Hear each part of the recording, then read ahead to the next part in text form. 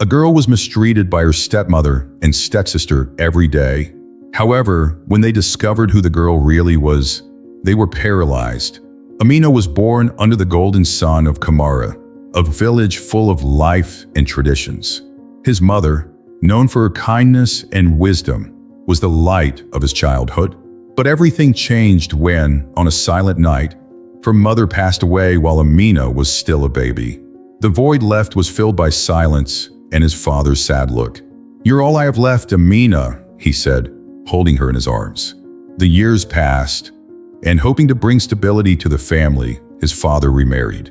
Zuri, an elegant-looking woman, arrived at Amina's house as a promise of a fresh start.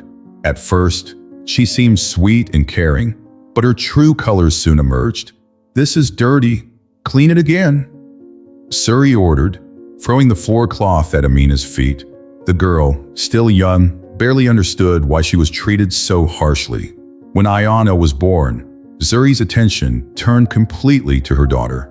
While Ayana grew up surrounded by privileges, Amina was relegated to household chores. "Amina, why are you standing there? Go get water for Ayana's baths," Zuri screamed while stroking her daughter's hair tenderly. One night, Amina, exhausted, sat next to the old baobab tree in the yard, the only place where she felt any comfort. "Why is my life like this, Mom? I so wish you were here," he murmured, looking at the starry sky. Her father, still present, tried to protect her as best he could, but seemed to be trapped by Zuri's manipulations. "I'm sorry, my daughter," he once said, "but one day you will see that your kindness will take you far beyond this place." Even with the challenges, Amina never let her heart harden. She treated everyone with respect, maintaining hope that life would one day give her something better. In the midst of her pain, young Amina cultivated an inner strength that no one could take from her. Kamara's kingdom was thrown into an uproar with unexpected news. The prince, who had lived abroad for years, would return to the village to choose his future wife. The announcement awakened dreams in many families, especially in Zuri's house. "Ayana, this is our chance. You will be queen, and I will be respected by everyone," Zuri declared with a calculating smile. Meanwhile, Amina listened to the conversation in the distance, folding clothes in silence. "And you, Amina, will help us prepare," Zuri added, giving her a cold look. "Wash Ayana's dresses and make sure they are perfect.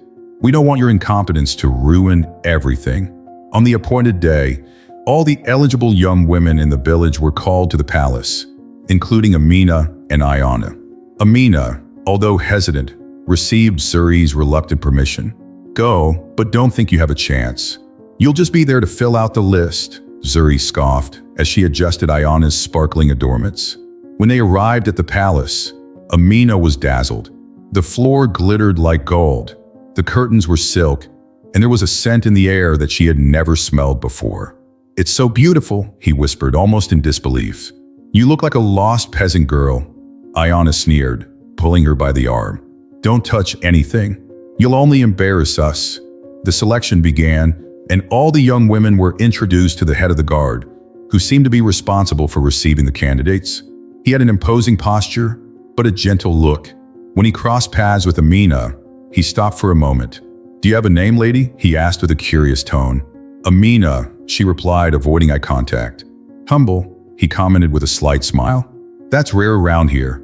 While Ayana displayed her beauty and rehearsed charm, Amina remained discreet, observing everything around her. Despite being ignored by many, she showed kindness by helping a young woman who tripped and dropped her belongings. "Here, let me help," Amina said with a warm smile. Unbeknownst to her, her gestures did not go unnoticed. The head of the guard, watching from a distance, seemed increasingly intrigued by this simple young woman, whose light shone effortlessly, even among so many others. The selection continued, but something was clear. Amina had planted a seed that could change her destiny forever. Living in the palace became a silent battlefield, where Ayana and Zuri used every trick to ensure that Ayana stood out. Zuri, ever ambitious, visited a local witch in secret. "I need my daughter to be irresistible to the prince," he demanded. placing a bag of coins on the wooden table. The sorceress handed him a shiny amulet. This amulet will attract attention and make everyone notice you. But remember, greed has a price, he warned. Zuri, ignoring the warning, smiled as she imagined Ayana shining in the palace. Meanwhile, Amina remained true to her essence. Despite the adversities, she helped the other candidates and even the palace maids. One of them, Kasai, commented, "You're different, Amina. Most girls here only think about themselves." "I just do what I think is right," Amina replied with a shy smile. The amulet worked as promised.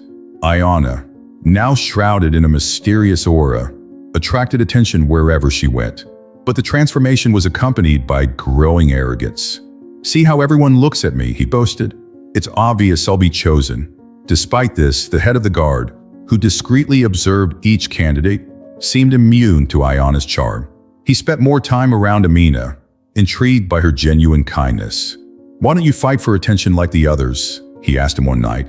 "Because I don't see the point in being something I'm not," replied Amina calmly. Zuri's plans began to intensify. One night, she instructed Ayana to sabotage one of the candidates' skills tests. "Pour oil on the floor before Amina passes. She needs to be disgraced," he ordered. Ayana hesitated for a moment, but followed the instructions. Amina, however, upon noticing the oil, cleaned it up before anyone was hurt. "That could hurt someone," she said, unaware that she had thwarted yet another of Zuri's attempts to harm her. As Ayana and Zuri's intrigues increased, the head of the guard watched everything with watchful eyes. He was beginning to realize that the power games in the palace were deeper than they seemed, and Amina, with her honest attitude, stood out like a true jewel amidst the lies and illusions. The big day has finally arrived. The young women gathered in the palace's main hall, each dressed in their finest attire, eager to impress the prince, whose identity still remained a mystery. Ayana was radiant, wearing the amulet that seemed to shine even brighter under the golden lights of the hall. Zuri, at her side, whispered, "Remember, Ayana, today you will be crowned future queen. Don't let that insignificant orphan ruin everything." Amina, on the other hand, wore a simple dress that a maid had adjusted for her. His heart was racing, but not out of ambition. She knew she didn't have much of a chance, but her humble nature didn't allow her to feel out of place. The king, sitting on his throne, stood up, imposing silence on the room. "Today, our prince will choose his future queen. However, before that, there is something everyone needs to know." His voice echoed throughout the hall, leaving those present in suspense. Suddenly, the head of the guard, who until then had been standing next to the throne, removed his helmet, revealing his true identity. "I am Kamara's prince," he announced to everyone's shock. Murmurs spread throughout the room as Ayana, visibly nervous, clutched the amulet tightly. "During these weeks, I have observed each of you," the prince continued, "not just as a leader, but as someone seeking integrity, compassion, and true nobility. And I must say, not everyone here has displayed those qualities." He then turned to Ayana. "You tried to deceive, cheat, and humiliate others. True royalty is not made of appearance, but of character." Ayana tried to argue. "That's a misunderstanding. He arrives," interrupted the prince firmly. He walked over to Amina, who was looking at him in disbelief. "Amina, your kindness, even in the face of adversity, is what makes you worthy of this title. It is you who I choose as my queen." The hall was silent for a moment before erupting into applause. Amina, moved, just murmured, I don't know what to say. Am I dreaming?" "It's not a dream," replied the prince, holding her hand. "You are the right choice." Meanwhile, Zuri pulled Ayana out of the room, both humiliated and defeated. Fate had changed, and Amina, the young woman so often belittled, was now destined to rule alongside the Prince of Kamara. Zuri and Ayana left the palace in complete disgrace. As they walked through the dark, deserted streets of the village, Zuri cursed her bad luck. "That was your fault, Ayana. How could you let that orphan humiliate us like that?" he shouted, his voice echoing with anger. Ayana, her face streaked with tears, and still clutching the amulet, replied, "I did everything you said. Maybe the problem is you and your useless plans." The days that followed were bitter. Without Zuri's support, Ayana began living on the sidelines until she discovered she was pregnant by a man Zuri had hired to pretend to be a prince. Abandoned and without resources, she decided to raise the child alone. "I can't repeat my mother's mistakes," Ayana promised as she held her newborn son in her arms. "You will have a different life." Meanwhile, at the palace, Amina's life has completely changed. Still getting used to the idea of being queen, she walked through the palace gardens alongside the prince, who was now her fiancé. "I don't know if I'm ready for all this," she confessed, looking at the horizon. "You were born ready," replied the prince, holding her hand. "Your strength and kindness are all Kamara needs." On the day of the coronation, the people of the village filled the palace to celebrate their new queen. Amina, in royal attire, looked more radiant than ever. "She's the same girl who helped everyone in the village," commented one of the residents. "Now here you are, as our sovereign. What an incredible story." If you enjoyed this video, please help us grow by subscribing to this humble channel. And if you'd like to watch more videos like this, we prepared the next video especially for you. Click here to watch.